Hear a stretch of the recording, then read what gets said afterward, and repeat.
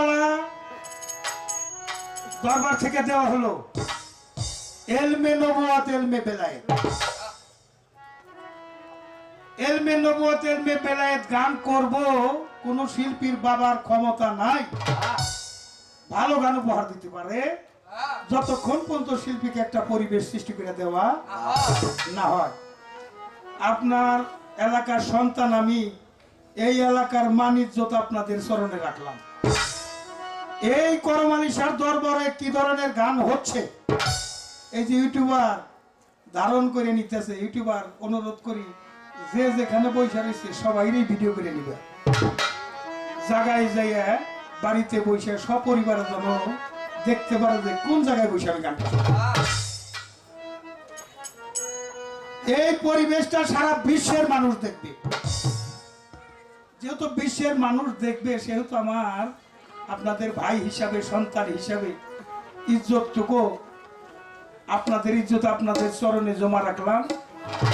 বারেক বৈদেশি জানি যাইয়া বলতে পারে, ওই ঢাকায় যাও জানি জানি বলতে পারে, শেরপুর যায় জানি গপ্প করে যে জালাল সরকারের এলাকায় গেছিলাম গান গাওয়ার জন্য, এত সুন্দর পরিবেশ আর হয় না। তার আগে আমরা যে মাহফিলটায় বসছি এই মাহফিলটার একটা নাম আছে, এটা হলো তরিকতের মাহফিল। তরিকতের একটা কর্ম থাকে, সেটা হলো আদবতা রক্ষা করা। এসকে তেলাহি পাবি মোহাব্বতের বাজারে, বেদবি কেউ করো না পীরাউলিয়ার দরবারে। আদব, আদবতা এটা ইবাদতের প্রথম অংশ, প্রথম কর্ম হলো আদবতা রক্ষা করা। আদব হইল ইনসান, আর বেদবে যে কি আমার যেটা আপনারাই ভালো জানেন। দরদিরা, আমি জালাল সরকার যদিও ব্যক্তিগতভাবে সম্পন্ন আদব সম্পন্ন মানুষ নই। মানুষের সর্বোচ্চ আদালত হলে বিবেক, বিবেক যদি প্রশাসনের কাজ করে তার কোনো প্রশাসন লাগে না। বিবেকের আদালত প্রস্তুত, আমার দ্বারা যদি কোনো আদবতা রক্ষা না হয় অন্তত কোনো বেয়াদবি আচরণ যেন না করি। এটা আমার জন্য যেমন আপনাদের জন্য তেমন। অলিয়া উলিয়ার দরবারে গেলে তকদির খুলে যায়। একটা রাতের উশিলা করে, একটা কথা সংগ্রহ করে আমলে আনলে ওই কর্মের উশিলা করে আল্লাহ আপনার জীবনের সমস্ত জিন্দেগির গুনাহ মাফ করে দিতে পারে। একবার সুবহানাল্লাহ কইবেন না? পারে কি না? পারে, তকদির খুলে যায় যদি ওলি আল্লাহর কোন নেক নজর তার উপর পতিত হয়।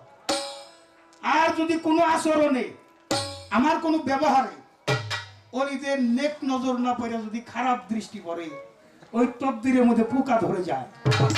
ডাক্তার কবিরাজের বাবার ক্ষমতা নাই ওই পোকা সারাইতে পারে।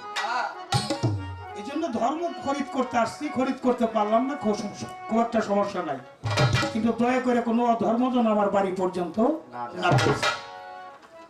পালাই যাইবার আগে এলমে বেলায়েত, পালাই যাইবার আগে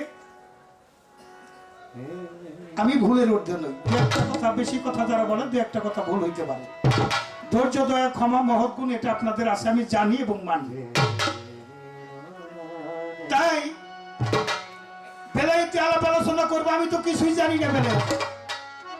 বেলায়েতে যিনি মালিক, বেলায়েতে যারা মুর্শিদ, আমার করমালি শাহকে উশিলা করে, আমার মালিক চানকে উশিলা করে, আমার রশিদ চানকে উশিলা করে শ্রীপাদ পত্রে নত শিরে ভক্তি জীবন নিবেদন করে চাইব দয়াল জন আমাদের উভয় শিল্পীর আকাশে বসে ভালো কিছু কালাম উপস্থাপন করার তৌফিক দান করেন।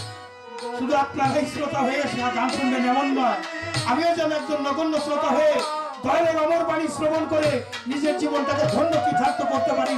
সেজন্য দোয়া দোয়া চরণ ধরি ছেড়ে বেলায়েতের মালিককে ভক্তি শ্রদ্ধার মাধ্যমে আজকের বেলায়েত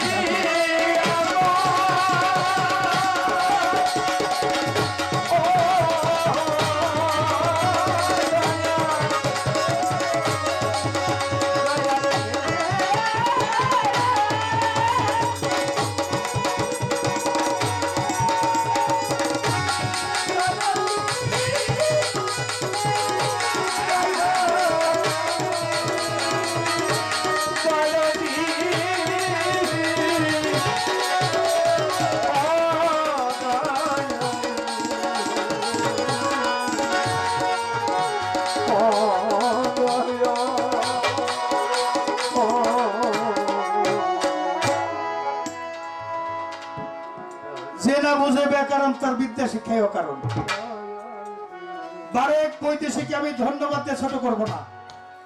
নবদ বেলেত পাল হলে একজন আরেকজনের পরিপূরক। এটা কিন্তু কোনো পাল্লা না। পাল্লা আর পালা এটা ভিন্ন জিনিস। নবদ বেলেত একজন আরেকজনের পরিপূরক। এখন নবদ যেমন চোখে দেখা যায়, বেলেত এরকম চোখে দেখা যায় কিনা? আমার জীবনে অনেক শিল্পীদের সাথে নবদ বেলেত পালা গাইছি, কিন্তু এই প্রশ্নটা আজকে আমার নতুন কেউ করলো আর কি। এজন্য সাধুবাদ জানাই।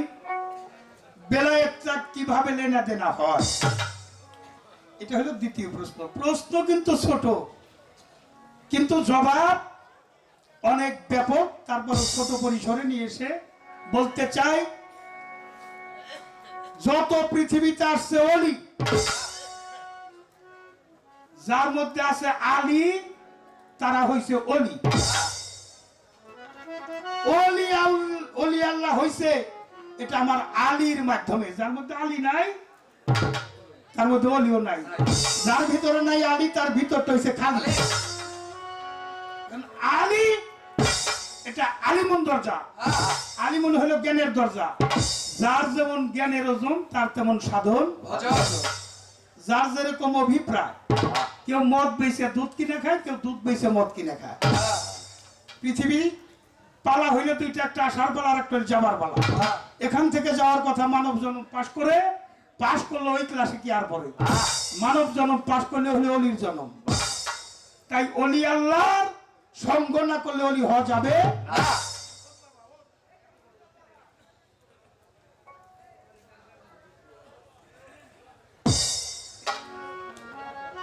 একটা গান রাখি, তারপরে চেষ্টা করবো জবাব।